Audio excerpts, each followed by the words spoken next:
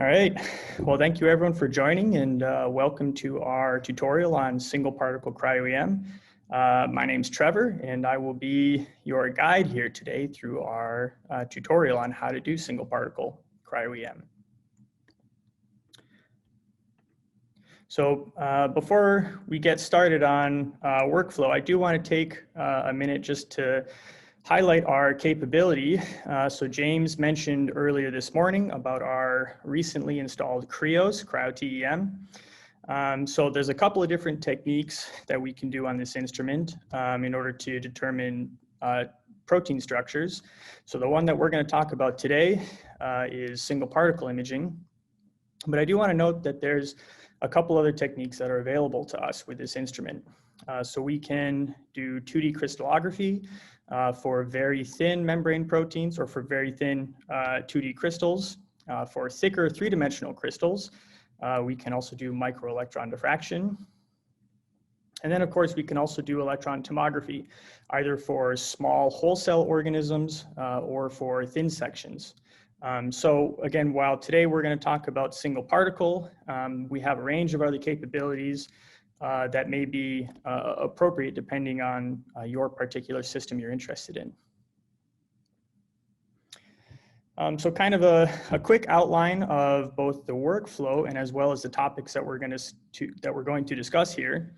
So we're going to talk about production of our protein. For cryo-EM, we need a purified and highly homogeneous protein sample. We're going to talk about how we then freeze that protein sample within a thin layer of vitreous ice. We'll talk about then how we, using our Krios, our Cryo-EM microscope, how we collect dataset, or a single particle dataset for our protein. And then finally, how we process that dataset in order to generate our final structural map. So ideally, what we would have liked to have done originally is have everybody in person here, both to see the workflow in person, but as well as have an idea of what our lab facilities look like.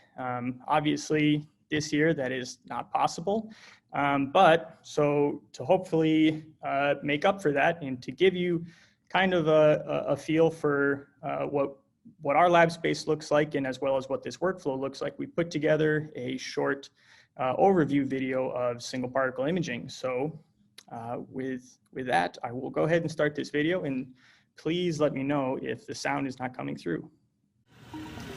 Hi, I'm Trevor Moser, and I'm a scientist here at EMSL. In this short video, we're going to show you how to prepare samples and collect data for single particle imaging using our Krios G3I Cryo-EM here at EMSL. A purified protein complex is required for cryo-EM data collection. Proteins can be sent already purified and ready for freezing, or we can use our custom cell-free expression pipeline to transcribe and translate the gene of interest in a test tube. A vector containing the gene of interest is mixed with wheat germ cell extract and incubated overnight. After expression, the protein of interest needs to be purified from the expression mix. For our pipeline, we use affinity-based molecular pull-down to separate our protein from the wheat germ extract. Expression and purity of the sample protein is then confirmed using gel electrophoresis. The sample can be concentrated or further purified using size exclusion chromatography. After purification, dialysis can be used to move the protein into a buffer compatible with cryo-EM imaging. If your protein was shipped to EMSL in an already purified form, this step is where your protein would start in our pipeline. The protein concentration should then be quantified to ensure it is appropriate for freezing. For most projects, a concentration of 1 milligram per milliliter in 100 microliters volume is appropriate. Next, the automated plunge freezing apparatus should be cooled down, the ethane condensed, and TEM grids prepared.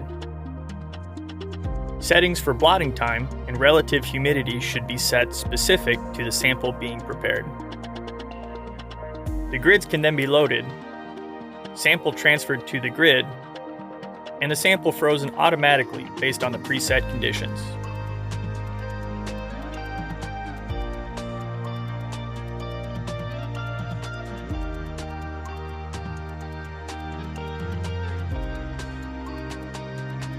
Frozen samples can be carefully transferred to a Cryo-EM grid storage box under liquid nitrogen. Care should be taken to avoid disturbing the nitrogen gas layer or exposing the grid to the atmosphere, as water vapor will quickly condense out of the air onto the cold sample and freeze as crystalline frost ice. For samples which will be loaded into the Krios, grids must be clipped to provide extra rigidity. Clipped grids are then loaded into the autoloader cassette and checked for proper orientation and successful clipping. The cassette is transferred to the microscope autoloader and docked. All samples are then loaded automatically into the microscope. Once in the microscope, data collection can be set up. Each TEM grid is then screened for ice and sample quality. In many cases, this is the most time-consuming step to find one grid preparation condition that is suitable for high-resolution data collection. Once a good grid is identified, suitable grid squares and holes are then selected for high-resolution imaging. Imaging conditions are chosen based on grid type and sample collection strategy, either for single or multi-shot imaging. Once ready, data collection can be started and can run unattended for days at a time. Once data collection is complete, image processing is performed. Typical processing steps for single particle analysis involves motion correction, fitting and correction of the contrast transfer function, particle picking and extraction, 2D classification of extracted particles, initial refinement, and final refinement. 3D electron density maps are generated and can be used for atomic modeling at resolutions beyond 2 angstrom for good samples. This was a brief overview of sample preparation and basic workflow for single particle imaging. Getting the most out of your particular sample, however, can depend on a multitude of different factors, which we'll discuss in more detail in the upcoming tutorial. Thanks for watching, and we'll see you soon.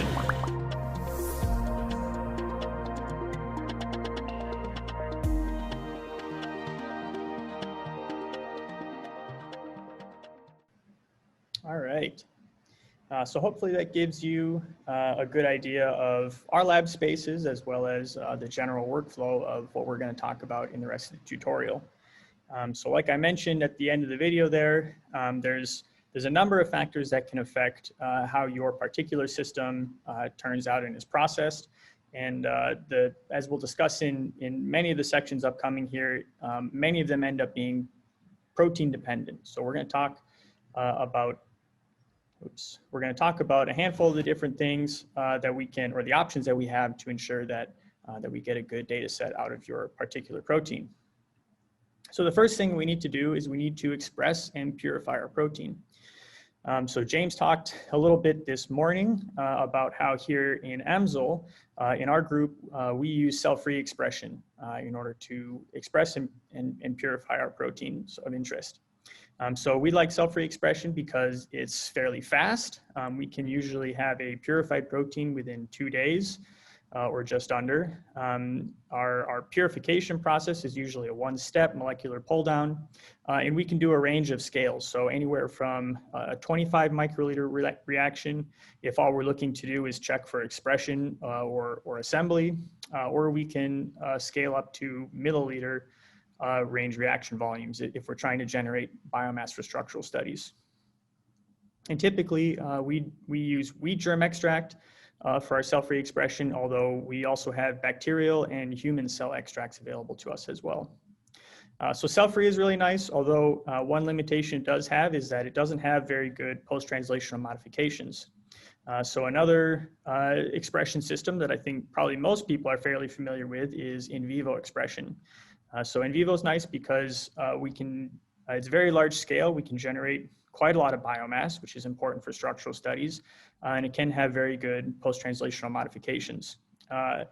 However, in order to generate the biomass necessary for purification, usually processing times are quite a bit longer than what we use for cell-free. So, but those are both options in order to generate a purified protein for single particle analysis. So after we have our purified protein, it's usually important to confirm that it is indeed purified, and we use polyacrylamide gel electrophoresis for this. So these are, if I can bring up my laser pointer here, This is an example denaturing page gel where we can see, so our wheat germ crude extract is here, so you can see all the proteins in our wheat germ extract. And then in our purified lane here, you can see that we've successfully purified out the 3 components of this particular protein complex. In this case, there are 3 different proteins that make up this complex. So another technique that is very valuable to us is native page. And we use this to confirm that our protein is assembling properly and to check to see if there's different oligomeric states. So you can see here for both of these complexes, they appear to be assembling well. Although in this first lane here, you can see that this particular complex appears to have a couple different oligomeric states. So this might be a good candidate to perform something like size exclusion chromatography, where we can fractionate out these different states so that we can keep, importantly, that we can keep our samples that we're going to use for imaging homogeneous. And so while a lot of times I think what is probably most commonly used for single particle analysis is soluble proteins, I do want to highlight that we can do single particle imaging of membrane proteins. And actually Steve in this morning's talk had a really good example of his connexin membrane protein and how they stabilized that protein to make it soluble using these nanodiscs. So again, a nanodisc is basically just a 2-dimensional lipid bilayer raft, if you will, that is stabilized by these outer membrane scaffold proteins. And we can either express our membrane protein directly into that nanodisc, or if it's in a soluble form, solubilized by detergents, we can reconstitute our membrane protein inside of our nanodisc while we form them. So again, Steve's example of connexin this morning was a really great example, but this is another one here. This particular protein, you can see the protein here, and then the transmembrane domains are anchored inside of this lipid nanodisc here that you can see electron density from in this image. So alternatively as well, in addition to nanodiscs, if your membrane protein is in its appropriate folded state and is able to be solubilized with a detergent, that is also an option, as well as potentially embedding in the membrane of a liposome. All right, so now that we have our protein and it's purified, and we verified that it is purified, we need to get it into a buffer that is appropriate for cryo-EM, and it needs to be a concentration that is good for imaging. So typically, the ideal concentration can vary, but it's what we find is that it's roughly typically around 1 mg per mil concentration.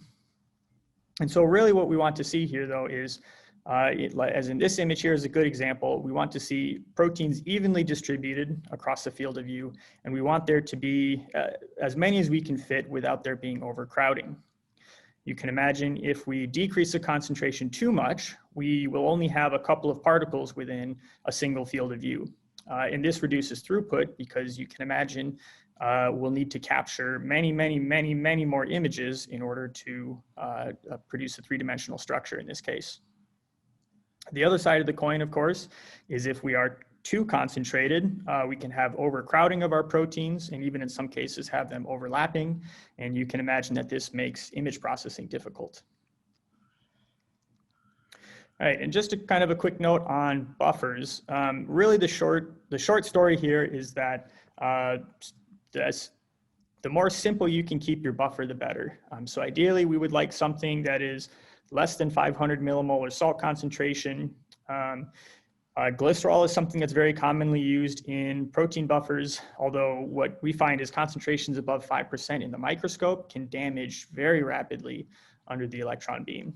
And this is, can induce quite a bit of motion into our images, and it is typically non-ideal.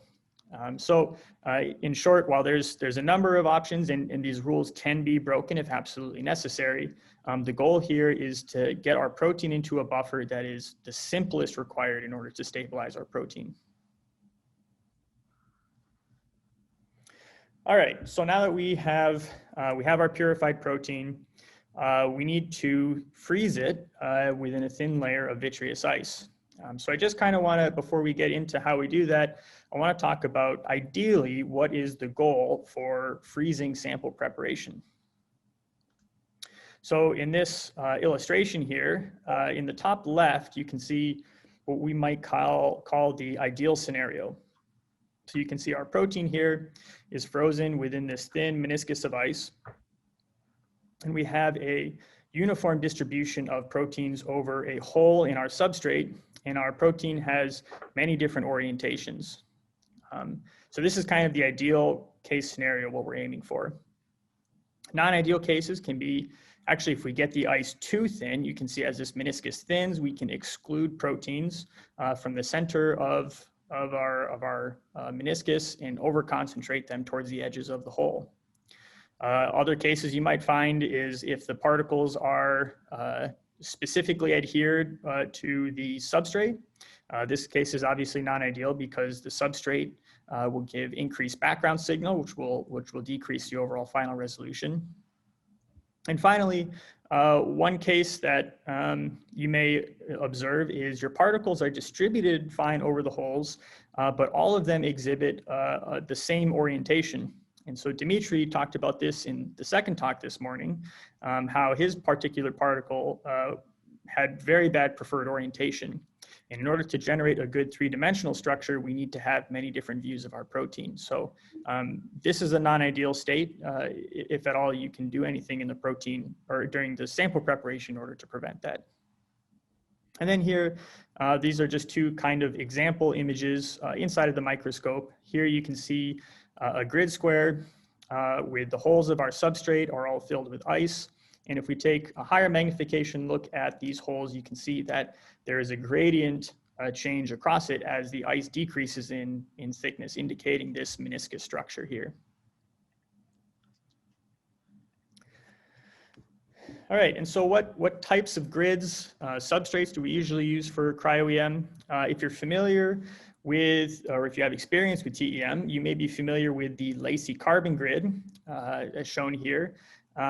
Typically, these are not used for most single particle imaging because you can see that the holes in the lacy carbon film are non-uniform in size. And typically what this ends up resulting in is non-uniform particle distribution and non-uniform ice thicknesses. So perhaps probably the most commonly used substrate for cryo-EM are these holy carbon grids. And so this is a thin mesh of amorphous carbon that's usually 10 to 20 nanometers in thickness. And across this carbon mesh, there are holes that are in a periodic array across the carbon. So these are probably the most common, but in some cases, if your particular system, for example, charges readily under the beam and there are issues regarding stability in your images, another good example or option to use is holy gold. So these are more or less the same idea as holy carbon, except instead of a carbon film, it is a thin gold film that has this periodic array of holes. And so these are desirable if support or high amounts of support and rigidity is needed. Obviously, holy gold is quite a bit more expensive than holy carbon, so they are typically only used if absolutely necessary. And so I also mentioned the last slide that ideally we want our particles to be over a hole in our film. However, in some cases, it may actually be advantageous to deposit a very thin film over top the holes. And reasons you might want to do that in these top pair of images here, this is an example of obtaining better particle distribution. In this case, a thin layer of amorphous carbon was deposited over the holes that improved particle distribution.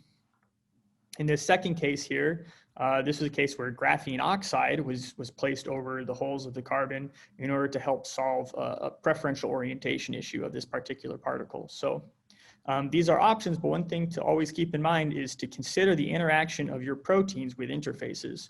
So it's pretty well described that many proteins can denature or change in the structure when they adsorb to interfaces. So while it's an option, it's something to keep in mind.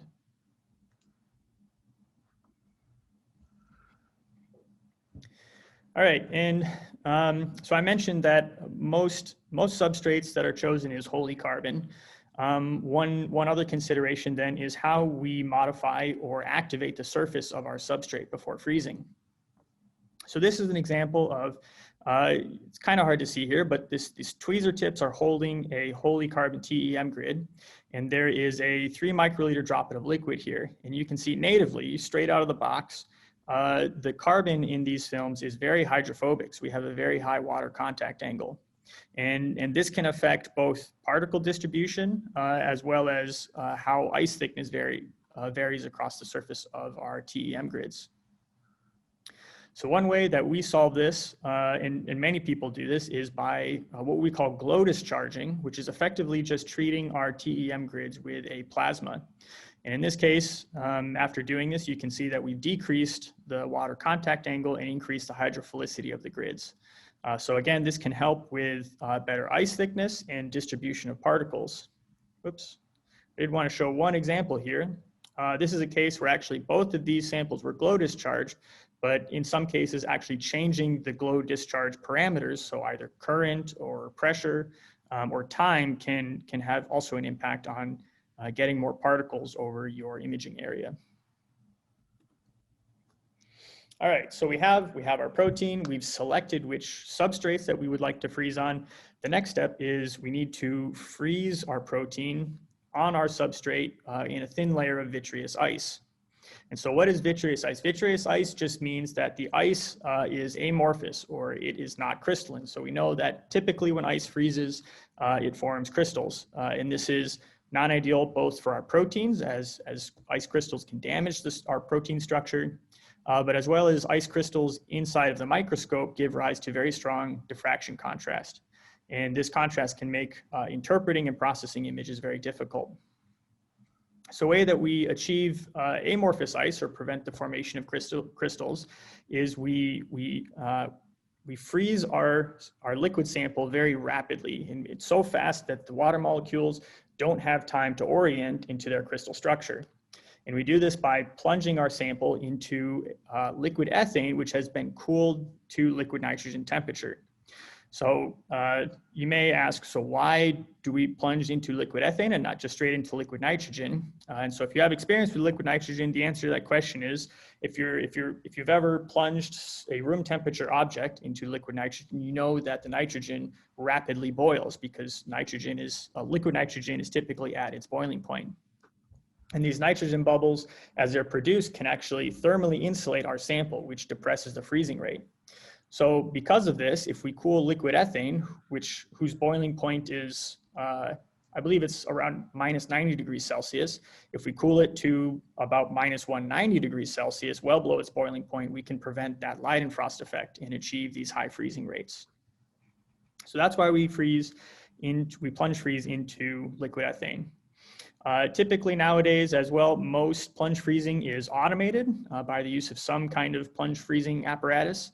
And that's to keep consistent some of these different parameters here. So a couple of things that we care about. We care about, obviously one is our glow discharging parameters, but we also care about what the relative humidity is inside of the chamber that we're going to be blotting in. We also care about the temperature of the ethane, as well as the sample volume that is loaded, and in addition, the sample concentration. So these are all things that we can control when we perform plunge freezing. And it's worthwhile to note then, the other thing that we do is, as you saw in our video, we touch a piece of blotting paper just to the tip of our sample here in order to wick most of the water away and to create very thin ice layers. And typically what we'll do is we'll keep most of these settings constant, and we'll freeze a range of different samples, somewhere between 4 and 8, that have a range of different blotting sizes. And in this way, we can screen which conditions give us the best ice thicknesses. And so after freezing, the only thing I really want to note on this slide is that for our Krios, we have to then assemble our grids into this AutoGrid system. And this basically entails, we have our TEM grid sits inside of this thicker clip ring, we call it, and that is pinned into place by basically a wire C-clip that has this notch cut out of it. We assemble this clip ring all under liquid nitrogen, But what's important that I wanted to point out here is that from the point that we freeze our sample inside of the Plunge freezer, from that point onwards, during transfer, during assembly into the AutoGrids, and during loading into the microscope, we need to be very careful about exposing our sample to the environment. And the reason for that is because we need to avoid frost contamination or ice contamination. So there's a couple different types of ice contamination, and they can all present differently depending on where they come from. The first example here is hexagonal ice, and typically you see this when you have not achieved vitrification. So when your freezing rate is not high enough and your water molecules form ice crystals, and what you get are these very big crystals across your sample. In this case, this is lacy carbon, and you can see there are these regions of very high or bright, either white contrast or dark contrast. And this is that diffraction contrast that I was mentioning. So you can see how these crystals could make image interpretation very difficult. Another type of frost that you may see, another type of ice contamination you may see is frost ice. And this occurs when our very cold grid comes into contact with humid room temperature air, where the water vapor in the air condenses very rapidly onto our sample and freezes as frost ice. And this typically looks like they can be small individual particles, but they can aggregate into very large clumps on top of the surface of the grid. And that can make imaging very difficult. And I showed that I demonstrated that in the video that we played, where you could see I took a grid that was in liquid nitrogen and I pulled it out of the liquid nitrogen into the room air, and you could see that very quickly it was coated in a layer of frost ice. So in addition to avoiding exposure to the atmosphere, we also want to avoid any heating. So we talked about for when we get incomplete vitrification, usually we see these very large ice crystals. In some cases, if we achieve vitrification, but at some point our sample warms up too much over this devitrification point, the thermodynamic state favored for our water molecules is a crystal, and they will reform, forming these very small, high contrast particles. Again, you can kind of see some of the diffraction contrast. So these are all things that we're trying to avoid at any point after freezing, during transfer, during AutoGrid assembly, and during loading into the microscope. All right, and so let's assume though that we have successfully loaded our sample into the microscope and we've avoided any ice contamination or freezing. The next thing that we need to do is make sure that our microscope is aligned for high resolution data collection. Fortunately for people like me who operate microscopes, a lot of the traditional direct alignments of the microscope are very stable, and so fortunately we don't need to tune those up often. The ones that we really do need to pay attention to, though, are the aberrations of the objective lens, including astigmatism and coma.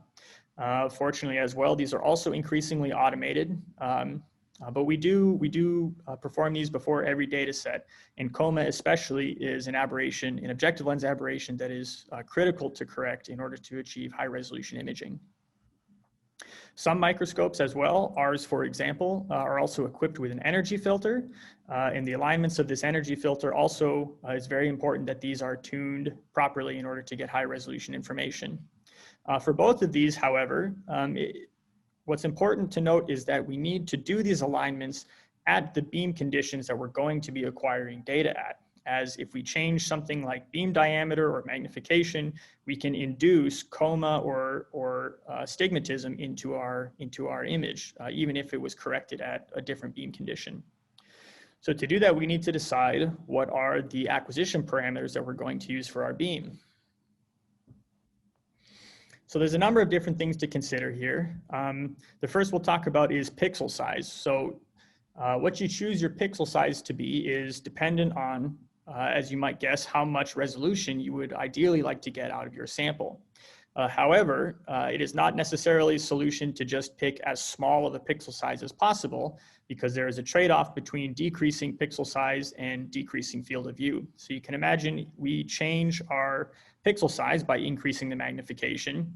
If we increase our magnification too high, we'll have too few particles within our field of view, and we'll have to take more images, decreasing our throughput.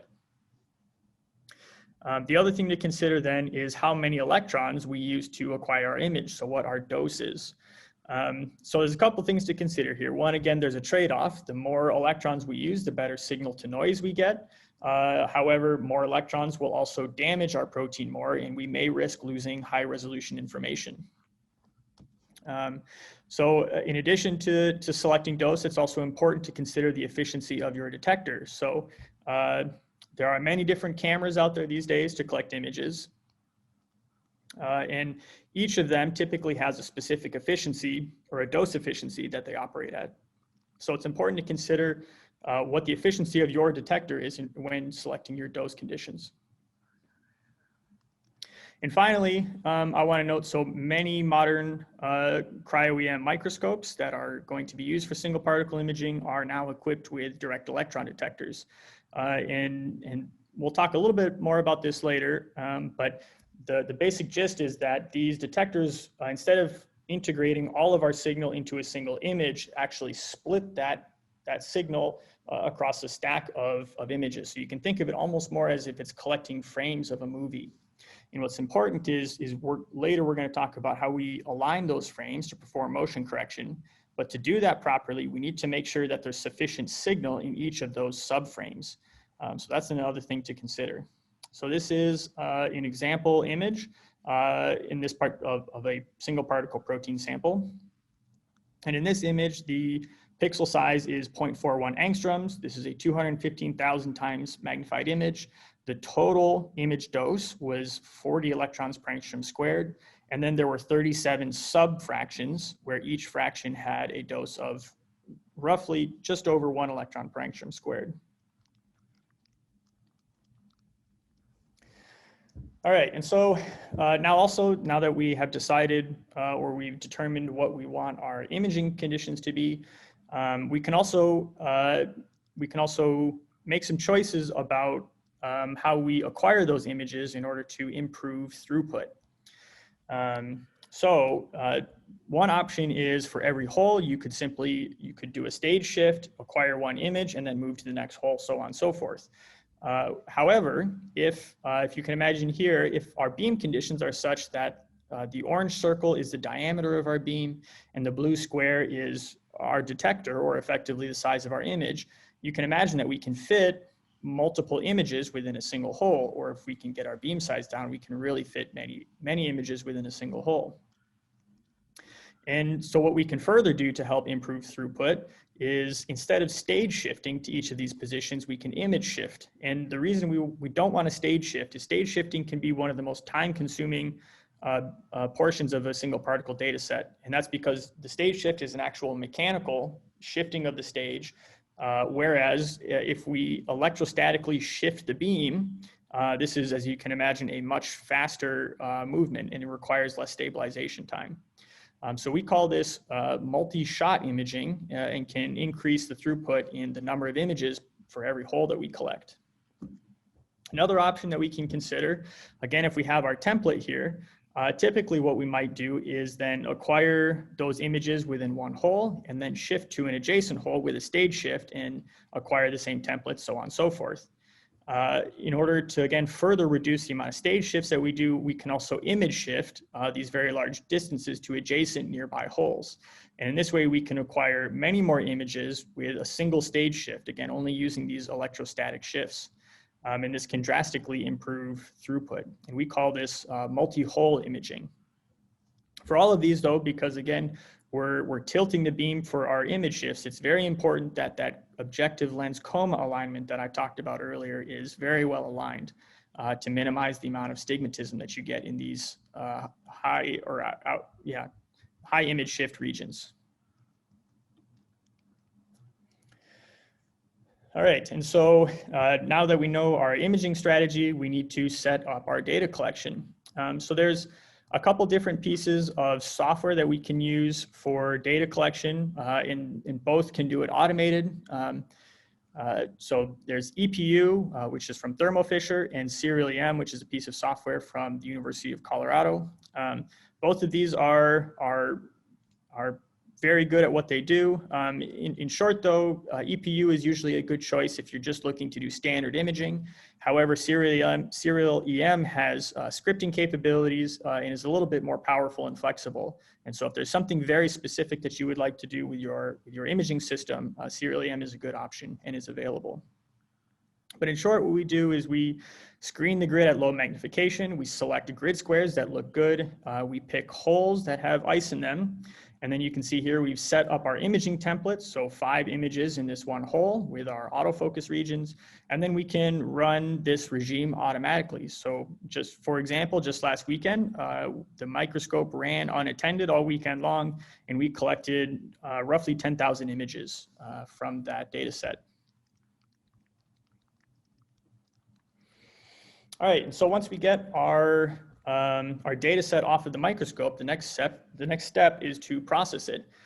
So the rough outline or workflow of data processing is we import our images, we motion correct them, we correct for the CTF, we pick particles and we extract them from the images, we clean those particle picks up with 2D classification, and then we perform initial and final refinement to generate our final electron density maps. So one thing I want to note again here is that our Krios and many modern cryo-EM microscopes now are equipped with direct electron detectors. And these have really revolutionized the field of cryo-EM or single particle cryo-EM because instead of, again, integrating all of their dose into just one image, it actually the raw output is a stack of these subframes. So a lot of times you'll see these referred to as movies, so to speak. And what's important is that what we can do with this stack of subframes is that we can motion correct them with respect to each other before summing to our final image. So the reason that we do that is even though our sample is frozen within a layer of ice, within a single image, there is very often a fair amount of motion, either mechanical instabilities due to mechanical instabilities of the microscope or electrostatic charging induced beam motion. And so what we can do is if we align all of those subframes and then we sum our stack based on that alignment, we can reduce the amount of motion induced blurring in our images, which improves our contrast transfer function and ultimately gives us a higher resolution structure. So what we're looking for when we process our images is, one, we want to make sure that our images look good, that we've reduced our blurring, but we can also check and see how much per frame motion there is in all of our images. So this is a good step where we can start to filter out bad images, for example, that have more motion than we would like, even if the correction was successful. And once we've corrected for motion, the next step is to fit and correct the contrast transfer function. So what is the contrast transfer function, or the CTF? So maybe we'll take a quick step back and mention that with our imaging for single particle, we're collecting bright field images where the contrast in those images is a product of phase contrast. And how much phase contrast we get is dependent on how out of phase 2 electron waves are when they reach the detector plane. So the CTF you can think about then is a representation of how this contrast looks as a function of spatial frequency. And so we can have a look at the simulated CTF, and you can see that it is this oscillating function where we vary contrast as we increase spatial frequency. And what we want to do then is, in short, the goal is to flip we want to flip these lower peaks here so that all of our signal is on the same side. We get the same contrast for all of our signal. And what's important to note about this is that this CTF varies not only by microscope, but will vary by defocus. And because we collect a range of defocus images in our data set, we need to we have a different CTF for every image. So we have to empirically measure our CTF for every image in order to fit it. And so how do we do that? So as an example, here is a bright field TEM image. If we take a 2-dimensional Fourier transform of that image, what you can see here are these oscillating periodic rings of alternating contrast. So you can imagine, in the microscopy field, we call these tone rings. As you can imagine, they are directly related to the CTF of the image. And so what we can do is if we radially average and take a line scan of these rings, we can measure or plot the CTF for a particular image, and then we can fit that and correct it. So the things that we're mainly looking for during CTF correction of our images as they're being performed The main one is that obviously we want our fit to be good, but we also want to check here the point at which we're no longer able to accurately fit the CTF of the image as noise starts to dominate, or as the noise of the image starts to dominate. And the point where this crossover happens, we call the fit resolution, or our CTF fit. So in this case, for this image, the CTF fit went out to 2.887 angstrom. So this is another case where we can further refine our imaging data set, where we can say, for example, we want to toss out any image that has a CTF fit worse than 5 angstrom, for example. All right, and so now that we have motion corrected and CTF corrected all of our images, it's time to pick our particles. So there's a number of different strategies we can pick particles. The first being manual picking. So you can imagine that this effectively entails going through your image and selecting each individual particle. You can imagine that this is very time intensive, especially for data sets, which are thousands of images. And typically, it's maybe most often used to create a template for template picking. So template-based picking then takes an input, a two-dimensional template input, and it cross-correlates that template across all of your images in order to try and search for where particle regions are. Another possible picking strategy is what we call blob-based picking. And really all that's happening here is the algorithm is trying to pick out regions of your image that are different in contrast or brightness with respect to the background. So you can imagine we'll pick lots of particles this way, but can potentially have many false positives. The final type of picking then is neural network-based picking. And this is, as you can imagine, training a neural network to pick our particles. This can be very good for very challenging proteins, but is usually used as a last resort. As you can imagine, the time needed to train the neural network can take quite a while. So it's typically used only if some of these other strategies fail. Another important thing to point out, while blob-based picking has no user bias, again, because it's just picking based on changes in contrast, all of these other three picking techniques do have the potential for selection bias because there is some human input into them. But ultimately, the point here is that, again, what picking strategy you use is going to depend on your particle system. And an example of that is picking particles of this. This is the protein apoferritin in this image. You can see that there are these rings here.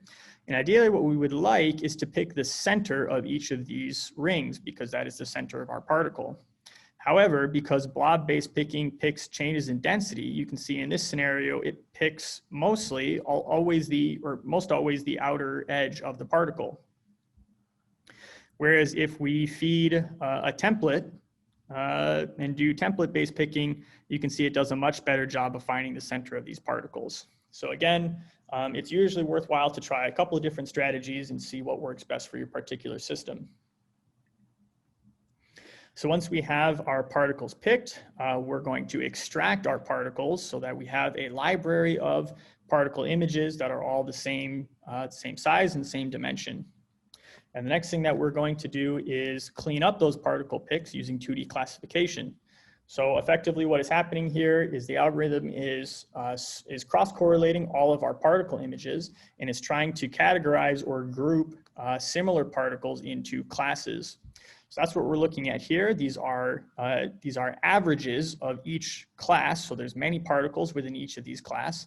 And you can see how some particles have begin to have some structural features, while other particles don't look nearly as good. So in this case, for example, you can imagine we choose the particles, we filter out our particle picks in order to only choose the particles that look the best, or the particle image groups that look the best. One of the other things that we want to look out for here is to make sure that we have multiple different orientations of our particles.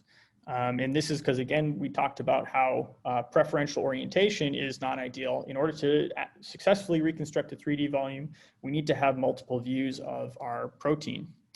So an example of that in this case is this barrel-shaped protein where you can see we have multiple either top-down or bottom-up views of our protein as well as side views. So typically the rule of thumb is the more views of your protein or the more varied the views, the better off you are in the long run. All right, so now that we've filtered out or we've refined our particle images, the next step is to reconstruct them. And so the challenge here is we know that the particle images that we have are 2D projections of a 3-dimensional volume at various orientations. The problem is that we don't know what those original orientations are to begin with. So what we do for initial refinement is we begin to, in reciprocal space, we start to rotate all of those images with respect to each other and search where they score most highly with cross-correlation with each other in order to determine how their angular rotation all matches up with each other. So initially we do this very roughly. We search very large rotational angles.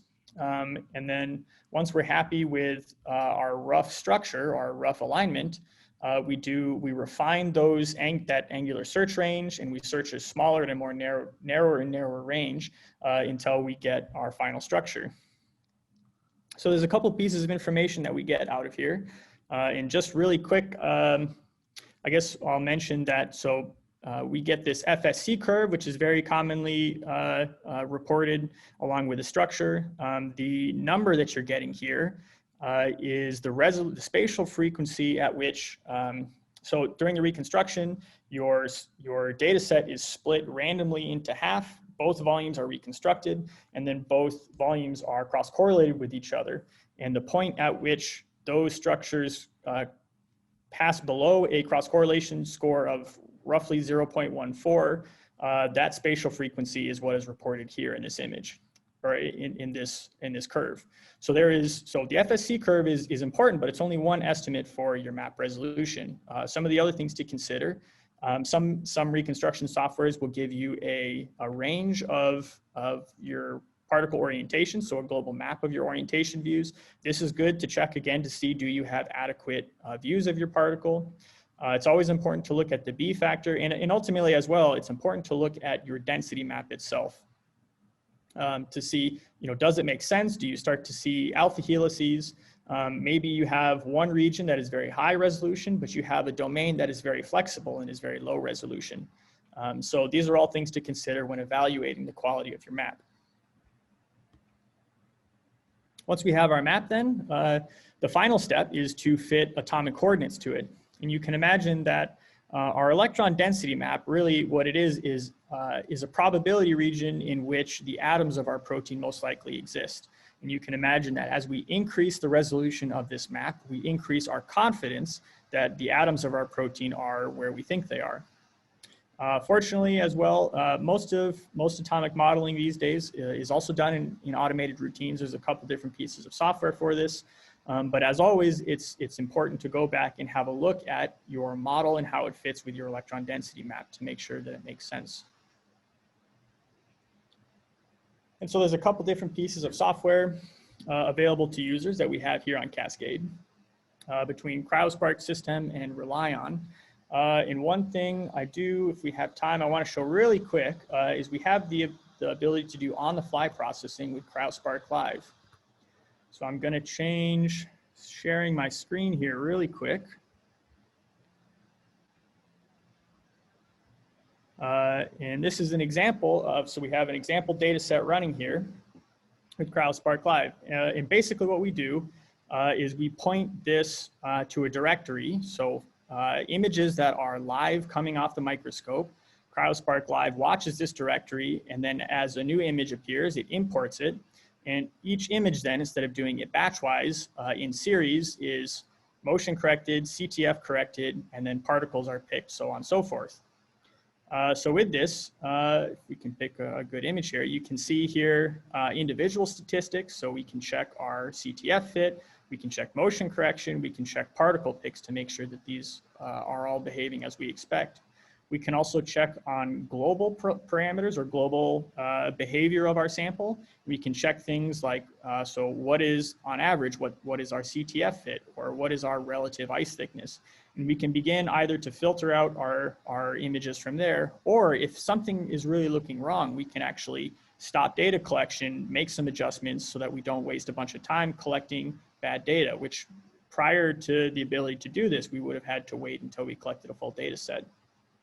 So we can also go through, we can do 2D class averaging from here as we pick that will update in real time. We can do our ab initio or our initial refinement, and we can start to generate our initial map.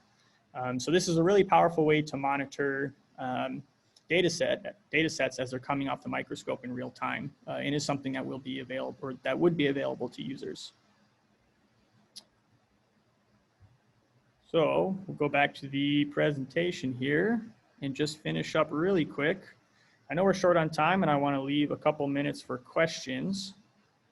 But I do also want to highlight a real case scenario. So how does this all come together? And James talked about this a little bit this morning as well, the pseudoenzyme PDX. And he talked a little bit about how the basic theory here was that, for example, for this 1.2, 1.3 hetero complex, that there were two rings, the ratio was 1:1, and they stacked together.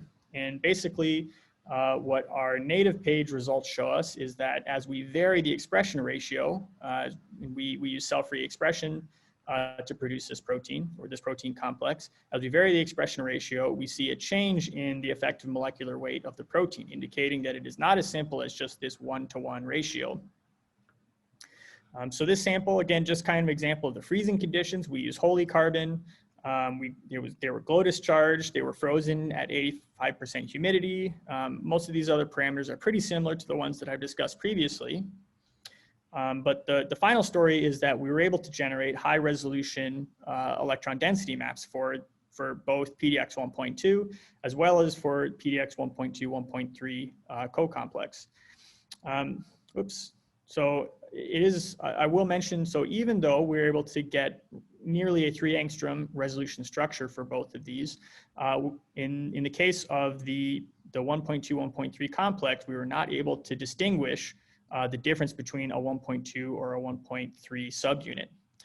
So in order to solve the problem for how varying expression ratio affects the stoichiometry of the overall molecule, we use native mass spec. And Maue, as a teaser for the tutorial on Wednesday, Maue is going to talk about the second half of this project and how he used native mass spec to determine or to solve that problem of stoichiometry. So tune in for that. And with that, I will thank everyone for their attention, and hopefully we have a few minutes for questions.